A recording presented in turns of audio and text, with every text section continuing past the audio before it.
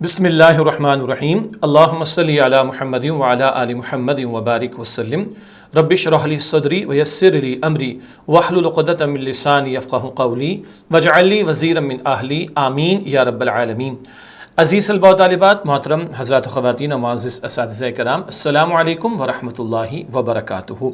مطالعہ قرآن حکیم کے چوتھے حصے کا ہم مطالعہ کر رہے ہیں اور سورہ سبا کا مطالعہ اس وقت جاری ہے، اور آج انشاءاللہ سورہ سبا کی آخری آیات 42 تا 54 کا مطالعہ بھی کریں گے، اور ساتھ ہی علم و عمل کی باتیں بھی، کیونکہ سورت کی تکمیل آپ کے خدمت میں پیش کریں گے۔ کلاس نمبر آج ہماری 62 ہے، اور شائع شدہ جو کتاب ہے فاؤنڈیشن کی، اس کے صفحات ہیں 192، 194 اور 195۔ تو کلاس نمبر 62 سورہ سبا کی آخری آیات 42 تا 54 کا مطالعہ، اور قرآن حکیم کے مطالعے کے حوالے سے مطالعہ قرآن حکیم کے چوتھے حصے کو ہم اس وقت سیکھنے کی کوشش کر رہے ہیں۔ سب سے پہلے مقاصد مطالعہ اس کے حوالے سے کلام کریں گے۔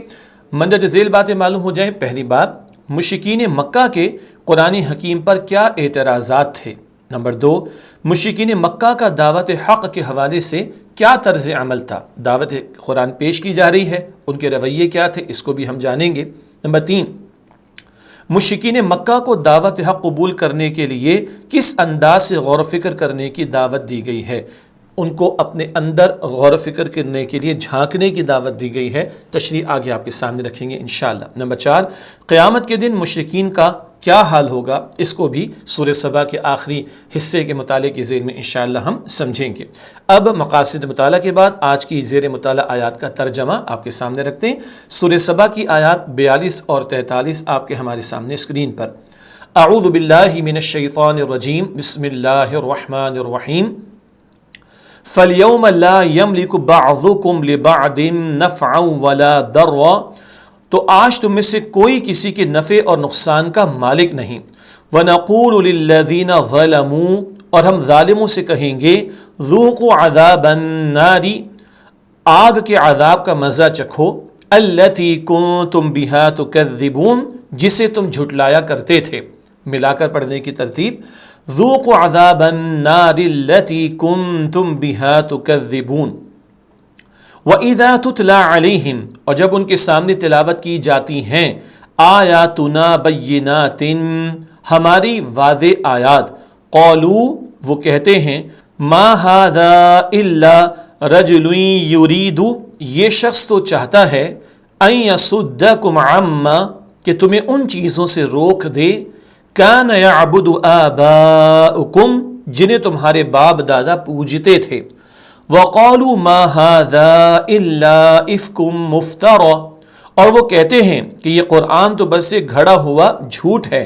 وقال الذین کفروا للحق لما جاءہم، اور کافروں کے پاس جب حق آیا تو اس کے بارے میں کہنے لگے، ان ھذا الا سحر مبین، یہ تو کھلا جادو ہے۔ اس کے بعد سورہ سبا کی آیات 44 اور 45، وما آتیناہم من کتب، اور ہم نے ان مکہ والوں کو نہ آسمانی کتابیں عطا کی تھیں، یدرسونہا، جنہیں یہ لوگ پڑھتے ہوں، وما ارسلنا الیہم قبلک من نذیر، اور نہ ہی ہم نے ان کی طرف آپ سے پہلے کوئی ڈرانے والا رسول بھیجا تھا۔ وَكَذَّبَ الَّذِينَ مِن قَبْلِهِمْ، اور ان لوگوں نے بھی جھٹلایا جو ان سے پہلے تھے۔ وَمَا بَلَغُوا مِعْشَارَ مَا آتَيْنَاهُمْ، اور یہ لوگ اس کے 10ویں حصے کو بھی نہیں پہنچے جو کچھ ہم نے انہیں عطا فرمایا تھا۔ فَكَذَّبُوا رُسُلِي، تو انہوں نے میرے رسولوں کو جھٹلایا۔ فَكَيْفَ كَانَ نَكِيرٌ، پس دیکھ لو کہ میرا عذاب کیسا تھا۔ اگلی آیات سورہ سبا آیات 46 اور 47، قل انما اعظکم بواحدہ، آپ فرما دیجیے کہ میں تمہیں صرف ایک بات کی نصیحت کرتا ہوں، ان تقوموا للہ مثنی وفرادا، کہ تم لوگ اللہ کے لیے دو دو اور ایک ایک ہو کر کھڑے ہو جاؤ، ثم تتفکروا، پھر خوب غور کرو، ما بصاحبکم من جنۃ، کہ تمہارے صاحب نبی صلی اللہ علیہ وآلہ وسلم میں جنون کی کوئی بات نہیں ہے، ان هو الا نذیر لکم، وہ تو تمہیں صرف ڈرانے والے رسول ہیں، بین یدی عذاب شدید، ایک سخت عذاب کے آنے سے پہلے۔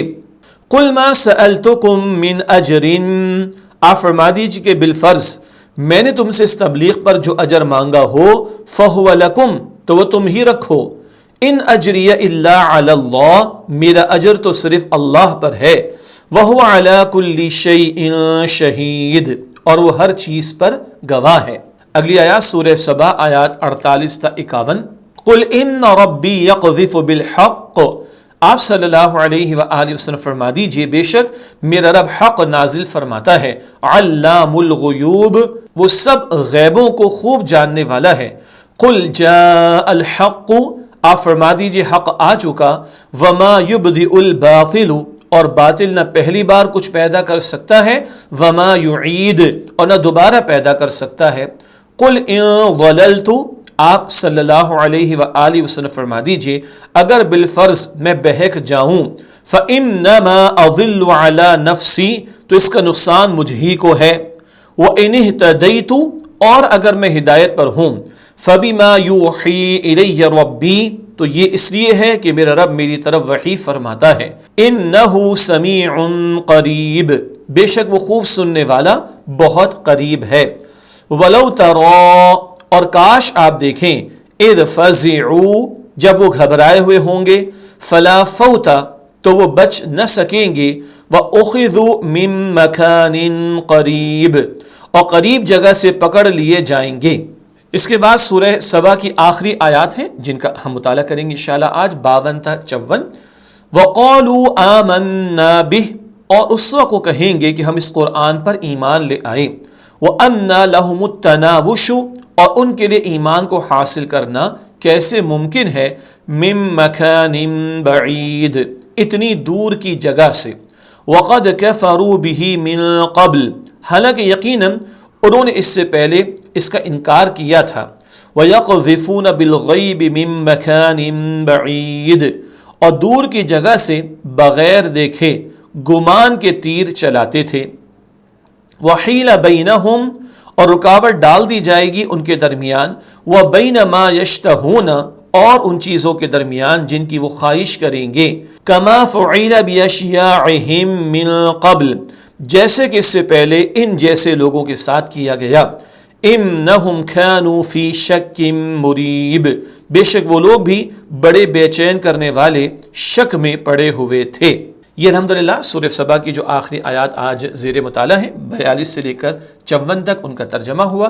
اب ان آیات کی تشریح آپ کے سامنے رکھتے ہیں۔ سب سے پہلے سورہ سبا کی آیت نمبر ہے 42 42۔ فَالْيَوْمَ لَا يَمْلِكُ بَعْضُكُمْ لِبَعْضٍ نَفْعًا وَلَا ضَرًّا وَنَقُولُ لِلَّذِينَ ظَلَمُوا ذُوقُوا عَذَابَ النَّارِ الَّتِي كُنتُمْ بِهَا تُكَذِّبُونَ، تو آج تم میں سے کوئی کسی کے نفع اور نقصان کا مالک نہیں، اور ہم ظالموں سے کہیں گے آگ کے عذاب کا مزہ چکھو جسے تم جھٹلایا کرتے تھے۔ اس آیت کی تشریح، مشرکین کی اپنے باطل معبودوں سے سفارش کی توقع، جن جھوٹے معبودوں کو پکارتے تھے کیا توقع ہوگی ان کے بارے میں ان کی، آیت میں بیان کیا گیا ہے کہ باطل معبودوں سے سفارش کی توقع ہرگز کام نہیں آئے گی، نیز قیامت کے دن وہ کسی نفع اور نقصان کے مالک نہیں ہوں گے۔ دو ٹوک انداز میں کہہ دیا کہ جن کو تم نے معبود کے طور پر اختیار کیا، جو کہ جھوٹے معبود، وہ نہ تمہارے نفع کا اختیار رکھتے نہ تمہارے نقصان کا۔ ظلم کا ذکر یہاں پر آیا، آئیے سمجھتے ہیں ظالم سے مراد کون۔ ظالم سے مراد وہ غلط کار یعنی برا شخص ہے جس کا عقیدہ و عمل حق و عدل کے خلاف ہو، عقیدہ اور عمل عدل کے خلاف ہو، حق کے خلاف ہو، وہ ظالم، اور اس بنا پر وہ اپنے نفس پر زیادتی کر رہا ہو، کیونکہ شرک ظلم عظیم ہے، یعنی سب سے بڑا ظلم ہے، اور مشرکین سب سے بڑے ظالم ہیں۔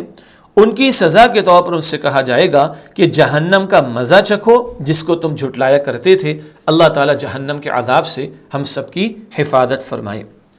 اگلی آیت ہے سورہ سبا کی آیت نمبر 43 43۔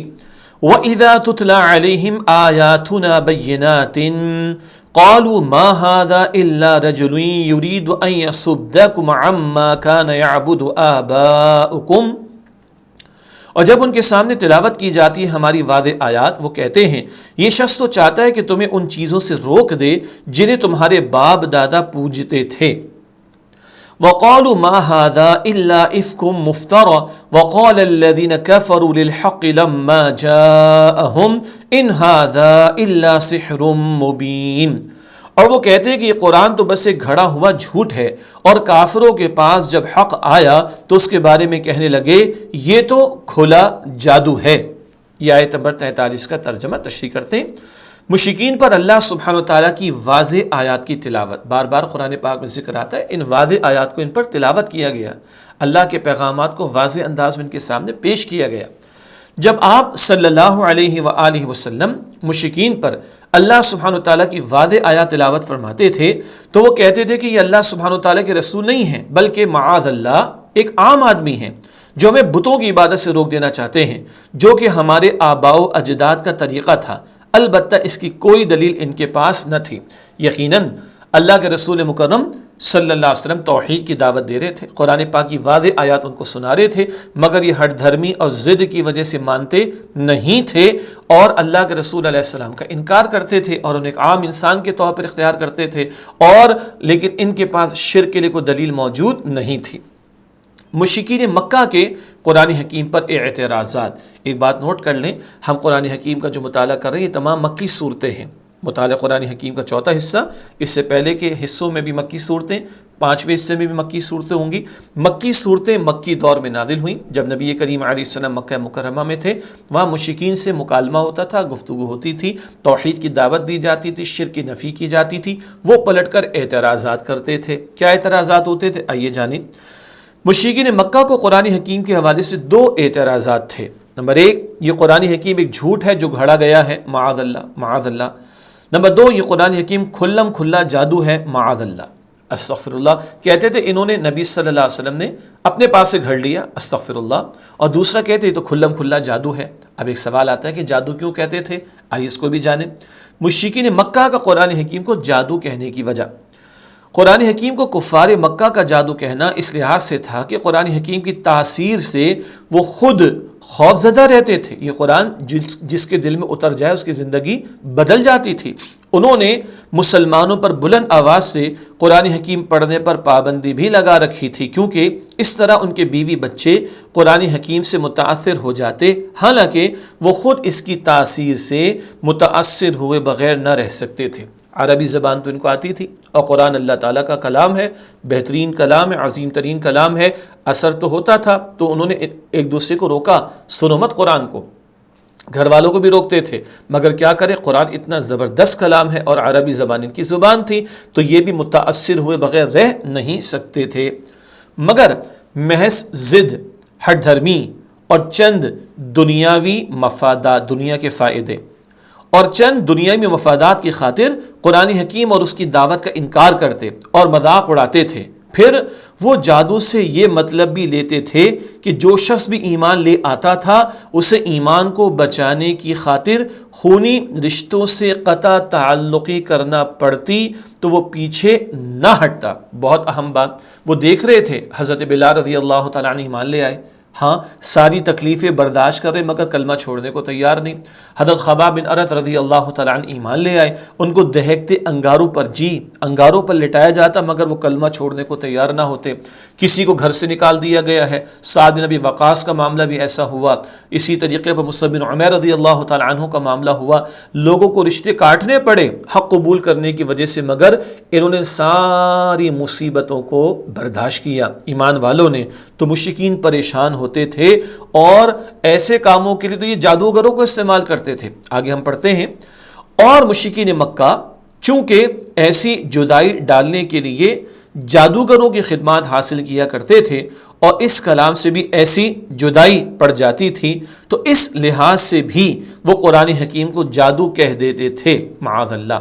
یعنی رشتوں کو توڑنے کے لیے وہ جادوگروں کو استعمال کرتے. آج بھی مسلمانوں کے معاشرے میں یہ حرام کام کیے جاتے ہیں، رشتوں کو توڑنے کے لیے جادو کرایا جاتا ہے. جادو اس طرح کرانا حرام ہے، منع ہے. مشرکین مکہ بھی یہ کام کرتے.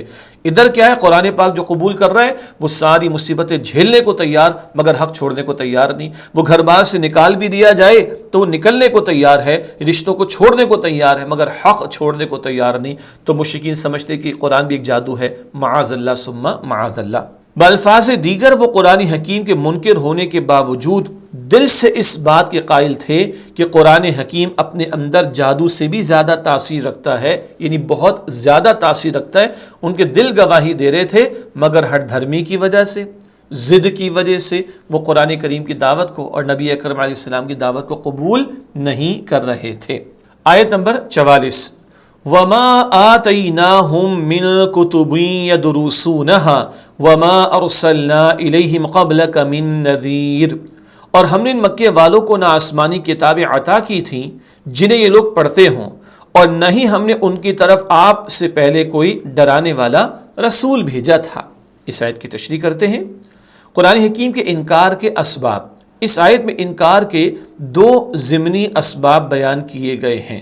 پہلے تو بات آ گئی ضد اور ہٹ دھرمی تھی، انکار کرتے تھے، اور بھی دو اسباب یہاں پر ہم ذکر کر رہے ہیں اس آیت کی روشنی میں۔ نمبر 1، مشرکین مکہ کو قرآن حکیم سے پہلے کوئی اور کتاب نہیں دی گئی جس سے وہ پڑھتے، یعنی کوئی الہامی کتاب تورات اور زبور، وہ تو یہود اور نصارہ ان لوگوں کے ہاں آئی ہیں، اور عربوں کے ہاں کتاب برسوں سے نہیں آئی الہامی کتاب، تو ایک تو ان کو کوئی کتاب نہیں ملی جس کو وہ پڑھتے۔ نمبر 2، نبی کریم صلی اللہ علیہ وآلہ وسلم سے پہلے ان کی طرف کسی نبی کو نہیں بھیجا گیا، صدیوں سے ان کے ہاں کوئی نبی علیہ السلام نہیں آئے تھے، اس لیے ان کے لیے دونوں چیزیں نہیں تھیں جو ان کے لیے انکار حق کا ایک ضمنی سبب بنی۔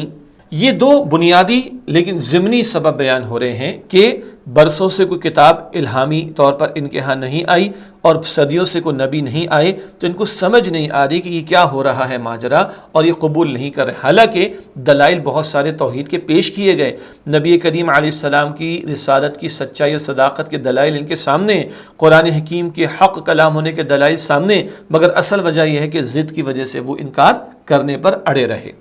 آیت نمبر 45، وَكَذَّبَ الَّذِينَ مِن قَبْلِهِمْ وَمَا بَلَغُوا مِعْشَارَ مَا آتَيْنَاهُمْ فَكَذَّبُوا رُسُلِي فَكَيْفَ كَانَ نَكِيرٌ، اور ان لوگوں نے بھی جھٹلایا جو ان سے پہلے تھے، اور یہ لوگ اس کے 10ویں حصے کو بھی نہیں پہنچے جو کچھ ہم نے انہیں عطا فرمایا تھا، تو انہوں نے میرے رسولوں کو جھٹلایا، پس دیکھ لو کہ میرا عذاب کیسا تھا۔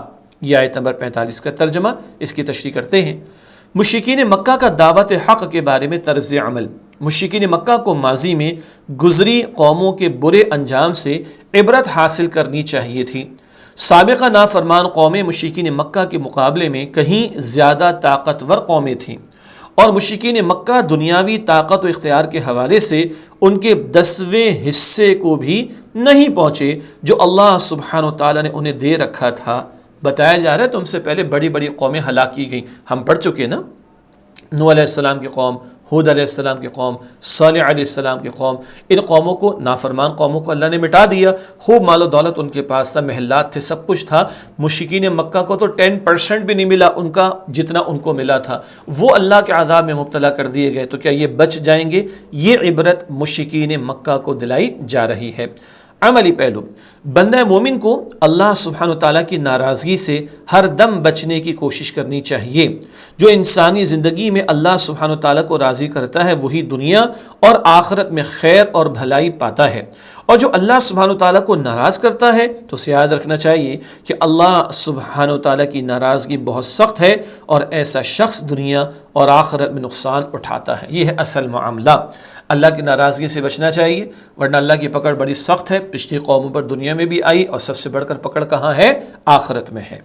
اس کے بعد سورہ سبا کی آیت نمبر 46، قُلْ إِنَّمَا أَعِظُكُمْ بِوَاحِدَةٍ أَن تَقُومُوا لِلَّهِ مَثْنَىٰ وَفُرَادَىٰ ثُمَّ تَتَفَكَّرُوا مَا بِصَاحِبِكُم مِّن جِنَّةٍ إِنْ هُوَ إِلَّا نَذِيرٌ لَكُمْ بَيْنَ يَدَيْ عَذَابٍ شَدِيدٍ۔ آپ فرما دیجئے کہ میں تمہیں صرف ایک ہی بات کی نصیحت کرتا ہوں کہ تم لوگ اللہ کے لیے دو دو اور ایک ایک ہو کر کھڑے ہو جاؤ، پھر خوب غور کرو کہ تمہارے صاحب نبی صلی اللہ علیہ وآلہ وسلم میں جنون کی کوئی بات نہیں ہے، وہ تو تمہیں صرف ڈرانے والے رسول ہیں ایک سخت عذاب کے آنے سے پہلے۔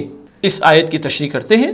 نبی کریم صلی اللہ علیہ وسلم کے حوالے سے مشرکین مکہ کو نصیحت، انہیں نصیحت کی گئی کہ وہ انفرادی طور پر یا دو دو کی ٹولی کی صورت میں جمع ہو کر آپ صلی اللہ علیہ وآلہ وسلم کے متعلق غور و فکر کریں۔ غور و فکر کی دعوت، اچھا یہ دو دو اور ایک ایک کا ذکر کیوں آیا؟ کبھی کبھی انسان تنہائی میں سوچتا ہے تو صحیح بات تک پہنچتا ہے، کبھی ایک اکیلا آدمی پریشان ہوتا ہے، صحیح طرح سوچ نہیں پاتا یا کم سوچ پاتا ہے، تو دو کی صورت میں زیادہ بہتر انداز سے ڈسکشن ہو سکتا ہے. 2 heads are better than 1. ٹھیک ہے، انگلش میں کہا جاتا ہے. غور و فکر کی دعوت، کبھی ایک ساتھ سر جوڑ کر اور کبھی تنہائی میں ہر قسم کے تعصب اور خواہش نفس سے بالاتر ہو کر اور نہایت اخلاص کے ساتھ نبی کریم صلی اللہ علیہ وآلہ وسلم کی مبارک شخصیت پر غور کر کے تو دیکھو کہ جس نبی مکرم صلی اللہ علیہ وسلم نے تم میں 40 سال گزارے اور اس عرصے میں کبھی کوئی جھوٹ نہیں بولا، اسی کردار کی بنا پر تم نے انہیں صادق و امین کے القاب دیے، تو کیا ایسا شخص معاذ اللہ مجنون اور جھوٹا ہو سکتا ہے؟ اور وہ بغیر سوچے سمجھے کوئی ایسا دعویٰ کر سکتا ہے جو اس کی ذلت اور رسوائی کا سبب بنے اور جو اسے ہلاکت و بربادی کے دہانے تک پہنچا دے؟ یقیناً ہرگز نہیں. کیا دعوت دی جا رہی ہے؟ محمد مصطفیٰ صلی اللہ علیہ وسلم نے 40 سال اے مکے والوں تمہارے درمیان زندگی بسر کی، تم نے صادق کہا، تم نے امین کہا، ان کا سچا کردار تمہارے سامنے. بندوں کے بارے میں جس نے کبھی جھوٹ نہیں بولا وہ رب کے بارے میں جھوٹ بولے گا؟ ذرا غور تو کرو، اکیلے بیٹھ کر غور کر لو، دو افراد مل کر بیٹھ کر ڈسکشن کر لو، غور کر لو، تو سچائی کو کیوں تسلیم نہیں کرتے، حق کو کیوں تسلیم نہیں کرتے؟ اس انداز سے ان کو غور و فکر کی دعوت دی جا رہی ہے. غور و فکر کا نتیجہ، اگر وہ واقعی غور و فکر کریں تو وہ اس نتیجے پر پہنچیں گے کہ آپ صلی اللہ علیہ وآلہ وسلم معاذ اللہ مجنون نہیں ہیں، بلکہ وہ ایک ڈر سنانے والے ہیں جو ان سب کو ایک سخت عذاب سے ڈر سنا رہے ہیں، اور وہ جہنم کا عذاب آخرت کی پکڑ کا معاملہ ہے، اس سے اللہ کے رسول مکرم علیہ السلام خبردار کر رہے ہیں. اور جب حضور کے کردار پر غور و فکر کریں گے تو بات واضح ہے کہ مجنون کا کردار تو ایسا نہیں ہوتا، جادوگروں کا کردار تو ایسا نہیں ہوتا، یہ تو اللہ کے رسول مکرم ہیں صلی اللہ علیہ وسلم، پاکیزہ ترین کردار والے. اگلی آیت ہے سورہ سبا کی آیت نمبر 47. قُلْ مَا سَأَلْتُكُم مِّنْ أَجْرٍ فَهُوَ لَكُمْ إِنْ أَجْرِيَ إِلَّا عَلَى اللَّهِ وَهُوَ عَلَى كُلِّ شَيْءٍ شَهِيدٌ. آپ فرما دیجئے کہ بالفرض میں نے تم سے اس تبلیغ پر جو اجر مانگا ہو تو وہ تم ہی رکھو، میرا اجر تو صرف اللہ پر ہے اور وہ ہر چیز پر گواہ ہے. اس آیت کی تشریح کرتے ہیں. آپ صلی اللہ علیہ وآلہ وسلم کی دعوت حق کی نشانی، آپ صلی اللہ علیہ وآلہ وسلم کی دعوت بے لوث ہے، اور آپ صلی اللہ علیہ وآلہ وسلم اس دعوت و تبلیغ پر مشرکین سے کوئی صلہ نہیں مانگ رہے. آپ صلی اللہ علیہ وسلم کی محنتوں کا صلہ اللہ سبحانہ وتعالیٰ کے ذمہ کرم پر ہے، بے لوث بے غرض، کوئی مفاد نہیں ہے، صرف اخلاص کے ساتھ اللہ کے رسول علیہ السلام دعوت حق پیش کر رہے ہیں، اور اجر تو اللہ سبحانہ وتعالیٰ کے ہاں طے شدہ ہے نبی اکرم علیہ السلام کے لیے. یہ حضور کی دعوت کی صداقت کی دلیل ہے. اللہ سبحانہ وتعالیٰ کی شان، اللہ سبحانہ وتعالیٰ ہر چیز پر گواہ ہے، یعنی وہ دیکھ رہا ہے کہ آپ صلی اللہ علیہ وآلہ وسلم مشرکین کو کس طرح مستقل مزاجی سے دعوت دے رہے ہیں، اور اللہ سبحانہ وتعالیٰ یہ بھی دیکھ رہا ہے کہ مشرکین کس طرح ضد اور ہٹ دھرمی کے ساتھ آپ صلی اللہ علیہ وسلم کی دعوت کو رد کر رہے ہیں. تو حضور کا اور آپ کے پیارے صحابہ کرام کا اجر تو اللہ کے محفوظ اللہ دیکھ رہا ہے، اور جو رد کر رہے ہیں مشرکین و کفار، اللہ ان کو بھی دیکھ رہا ہے، ان کا عذاب اللہ کے یہاں طے شدہ ہے. اللہ تعالیٰ کے دیکھنے کا مطلب جو آج ہو رہا ہے کل اس کے نتائج بھی اللہ تعالیٰ لوگوں کے سامنے لے آئے گا. جی اگلی آیت ہے سورہ سبا کی آیت نمبر 48. قُلْ إِنَّ رَبِّي يَقْذِفُ بِالْحَقِّ عَلَّامُ الْغُیُوبِ. آپ صلی اللہ علیہ وآلہ وسلم فرما دیجئے بے شک میرا رب حق نازل فرماتا ہے، وہ سب غیبوں کو خوب جاننے والا ہے. اس آیت کی تشریح، حق نازل فرمانے کا مطلب، اس کا ایک مطلب تو یہ کہ حق کی باتیں آسمانوں کے اوپر سے وحی کے ذریعے اللہ سبحانہ وتعالیٰ کی طرف سے آ رہی ہیں، اوپر سے وحی کا نزول ہو رہا ہے.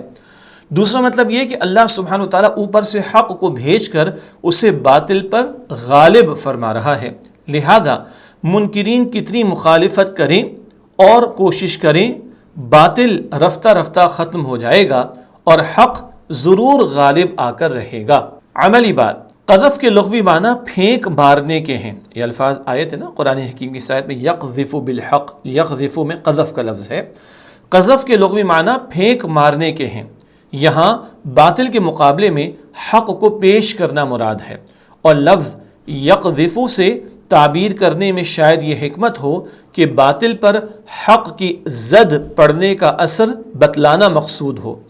یہ ایک تمثیل ہے کہ جس طرح کوئی بھاری چیز کسی نازک چیز پر پھینک دی جائے تو وہ چیز پاش پاش ہو جاتی ہے، اسی طرح حق کے مقابلے میں باطل پاش پاش ہو جاتا ہے، یعنی چکنا چور ہو جانا۔ اگر پتھر کو ماریں شیشے پر تو وہ ٹوٹ کر چکنا چور ہو جاتا ہے، تو باطل بھی پاش پاش ہو جاتا ہے۔ ایک اور اہم نقطہ علمی بات کے حوالے سے، کل غیب اللہ سبحانہ وتعالی کے پاس ہی ہے، البتہ اللہ سبحانہ وتعالی اپنے پسندیدہ رسولوں علیہ السلام کو غیب پر مطلع فرماتا ہے، جیسا کہ قرآن حکیم کے دیگر مقامات پر اس کا ذکر موجود ہے۔ علمی بات، کل علم غیب اللہ سبحانہ وتعالی کے پاس ہی ہے، اللہ سب کچھ جانتا ہے، البتہ اللہ سبحانہ وتعالی اپنے پسندیدہ رسولوں علیہ السلام کو غیب پر مطلع فرماتا ہے، اس میں سے عطا فرماتا ہے جتنا جس کو چاہتا ہے، اور سب سے بڑھ کر اللہ سبحانہ وتعالی نے نبی اکرم صلی اللہ علیہ وسلم کو عطا فرمایا، جیسا کہ قرآن حکیم کے دیگر مقامات پر اس کا ذکر موجود ہے کہ اللہ اپنے انبیاء اور رسولوں علیہ السلام کو غیب پر مطلع فرماتا ہے۔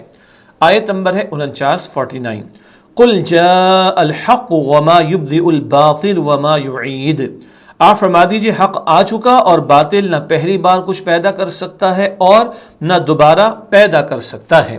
یہ آیت نمبر 49 کا ترجمہ تشریح کرتے ہیں اس کی۔ دین حق کے بارے میں حقیقت، دین حق یعنی دین اسلام آ چکا ہے اور کفر و شرک یعنی باطل مٹنے والا ہے۔ جھوٹے معبودوں کی حقیقت، نہ تو ان جھوٹے معبودوں نے کوئی شے پیدا کی ہے اور نہ ہی یہ مرنے کے بعد کسی کو واپس لوٹا سکتے ہیں۔ تو جن جھوٹے معبودوں کو یہ مشرکین پکارتے ہیں، ان کا کوئی اختیار نہیں، ایسے بے بس قسم کی چیزوں کو پکارنا، ایسے جھوٹے معبودوں کو پکارنے کا کیا فائدہ۔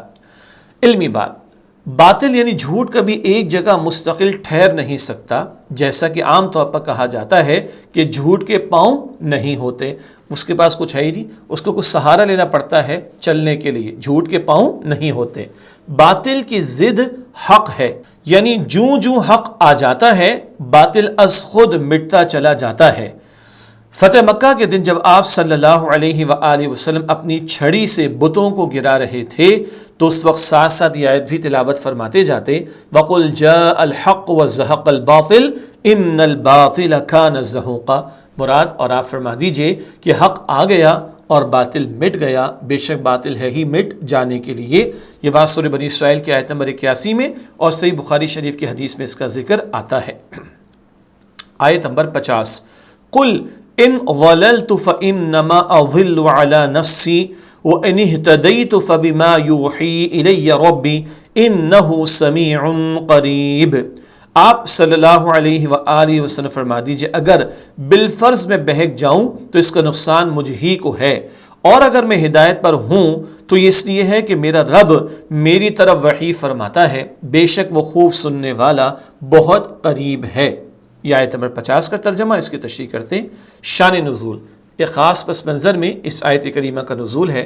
کفار مکہ نبی کریم صلی اللہ علیہ وآلہ وسلم سے کہتے تھے کہ آپ صلی اللہ علیہ وآلہ وسلم اپنے باپ دادا کا دین چھوڑ کر گمراہ ہو گئے ہیں معاذ اللہ۔ اچھا یاد رکھنا چاہیے یہ صلی اللہ علیہ وسلم تو ہم پڑھتے ہیں، مشرکین جب یہ اعتراضات کر رہے تھے وہ تو نہیں پڑھتے تھے، یہ تو ہم ادب سے حضور کا نام لیتے صلی اللہ علیہ وسلم۔ تو وہ کیا کہتے مشرکین، آپ اپنے باپ دادا کا دین چھوڑ کر گمراہ ہو گئے ہیں معاذ اللہ۔ اس کے جواب میں یہ آیت نازل ہوئی ہے، مشرکین مکہ کو جواب دیا گیا، آپ صلی اللہ علیہ وآلہ وسلم سے کہلوایا گیا کہ اگر بالفرض میں بہک جاؤں تو اس کو نقصان مجھی کو ہے۔ بالفرض اگر ایسا، اول تو سوال ہی پیدا نہیں ہوتا، بالفرض اگر ایسا ہے تو مجھے نقصان ہوگا، تم اپنی فکر تو کرو۔ علمی بات، جب مخاطب کو یاد آیا، میں مخاطب ہوں، میں گفتگو کر رہا ہوں، آپ میرے مخاطب ہیں جن سے میں گفتگو کر رہا ہوں، ٹھیک ہے، مخاطب، ایڈریس انگلش میں کہتے ہیں۔ جب مخاطب کو سمجھانے کے لیے بحث و مباحثے کا طریقہ اختیار کیا جاتا ہے تو کچھ باتیں فرض کر کے بھی کہنا پڑتی ہیں تاکہ مخاطب تعصب سے بلند ہو کر سوچنے کے لیے آمادہ ہو جائے۔ سمجھانے کا انداز ہے، کچھ باتیں سپوز کر کے، انگلش میں کہتے ہیں سپوزنگلی، فرض کر کے کہنا پڑتی ہیں تاکہ وہ تعصب سے بالاتر ہو کر اگلا سوچنے کی کوشش کرے۔ یہاں بالفرض میں بہک جاؤں کی بات اسی مناسبت سے کہی گئی ہے، اس کا حقیقت سے کوئی تعلق نہیں، ایسا بالکل نہیں، سامنے والوں کو غور و فکر کرنے کے لیے دعوت اس انداز کو اختیار کر کے دی گئی ہے۔ آپ صلی اللہ علیہ وسلم کی زبان مبارک سے مزید جواب: اگر میں سیدھی راہ پر ہوں تو اس کی وجہ یہ کہ مجھ پر اللہ سبحانہ وتعالیٰ کی طرف سے وحی کی جاتی ہے اور میری رہنمائی کی جاتی ہے، میں اپنی محنت اور کوشش سے ہدایت تک رسائی حاصل نہیں کر سکتا۔ عطا کس کی ہے؟ اللہ کی۔ فضل کس کا ہے؟ اللہ کا، جس کا ذکر نبی اکرم علیہ السلام فرما رہے ہیں۔ اب حضور کی ذات بابرکات، حضور یہ اگر فرما رہے صلی اللہ علیہ وسلم تو ہماری آپ کی کیا حیثیت ہے؟ جو کچھ بھی ہمارے پاس کوئی نعمت ہے وہ کس کی عطا ہے؟ اللہ تعالیٰ کی۔ عملی پہلو: بھلائی سب اللہ سبحانہ وتعالیٰ کی طرف سے ہے، اور اللہ سبحانہ وتعالیٰ نے جو وحی نازل فرمائی ہے اس سے لوگوں کو رشد و ہدایت ملتی ہے، رہنمائی ملتی ہے۔ بس جو گمراہ ہوتا ہے تو اس میں انسان کی اپنی ہی کوتاہی اور خواہش نفس کی پیروی کا دخل ہوتا ہے، اسی لیے اس کا وبال بھی اسی پر ہوگا۔ اللہ نے تو ہدایت عطا فرما دی، رہنمائی کے لیے سامان فرما دیا، اب جو گمراہی کا رخ اختیار کر رہا ہے، گمراہی کے راستے پہ چل رہا ہے، اس کے اپنے نفس کی شرارت، اس کی اپنی کوتاہی ہے، اس کا نقصان بھی اسی کو ہوگا، اس کا وبال بھی اسی پر آئے گا۔ اللہ سبحانہ تعالیٰ کی شان، اللہ سبحانہ تعالیٰ کی دو شانیں بیان ہوئی ہیں۔ نمبر ایک، اللہ سبحانہ تعالیٰ سب کو سننے والا ہے، یعنی وہ نبی کریم صلی اللہ علیہ وسلم کی باتیں بھی سن رہا ہے اور وہ کفار کے اعتراضات بھی سننے والا ہے۔ نمبر دو، اللہ سبحانہ تعالیٰ ہم سے قریب ہے، وہ ہم سے دور نہیں۔ تو حضور علیہ السلام جو دین کی دعوت کی محنت کر رہے ہیں، اللہ دیکھ رہا ہے، اللہ سن رہا ہے، اللہ کے علم میں ہے، اور کافر جو رد کر رہے ہیں، نفی کر رہے ہیں، انکار کر رہے ہیں، اللہ ان کو بھی سنتا ہے، ان کو بھی دیکھتا ہے، وہ اللہ کی پکڑ سے بچ نہیں سکتے۔ سورہ سبا کی آیت نمبر 51: وَلَوْ تَرَىٰ إِذْ فَزِعُوا فَلَا فَوْتَ وَأُخِذُوا مِن مَّكَانٍ قَرِيبٍ، اور کاش آپ دیکھیں جب وہ گھبرائے ہوئے ہوں گے تو وہ بچ نہ سکیں گے اور قریب جگہ سے پکڑ لیے جائیں گے۔ یہ آیت نمبر 51 کا ترجمہ ہوا، اس کی تشریح کرتے ہیں۔ قیامت کے دن مشرکین مکہ کی قبروں سے اٹھائے جانے کی کیفیت۔ مشرکین انتہائی گھبرائے ہوئے ہوں گے، وہ کہیں بھاگ کر اللہ سبحانہ وتعالیٰ کی پکڑ سے نہیں بچ سکیں گے، بلکہ قریب کے مقام یعنی حشر کے میدان ہی سے پکڑ کر جہنم کی طرف دھکیل دیے جائیں گے۔ اللہ تعالیٰ ہم سب کو جہنم کے عذاب سے بچائے۔ یہ ہے کل کے نتائج کا معاملہ، اللہ دیکھ رہے، سن رہے، آج دنیا میں عمل کا موقع، کل نتیجہ سامنے آئے گا، اور ان کافر و مشرکوں کے لیے جہنم کا عذاب ہے، بچ نہیں سکیں گے۔ علمی بات: قیامت کے روز یا موت کے وقت کافر نہایت گھبراہٹ کے عالم میں عذاب الہی سے بچ نکلنا چاہیں گے، مگر اس وقت بچاؤ کی کوئی صورت نہ پائیں گے، نہ بھاگ کر، نہ چھپ کر، نہ کسی کی حمایت و پناہ سے، اور نہ اپنی جان کا معاوضہ دے کر، بلکہ فوراً ہی بہت آسانی سے پکڑ لیے جائیں گے۔ اللہ تعالیٰ قیامت کی ذلت سے اور جہنم کے عذاب سے ہم سب کی حفاظت فرمائے۔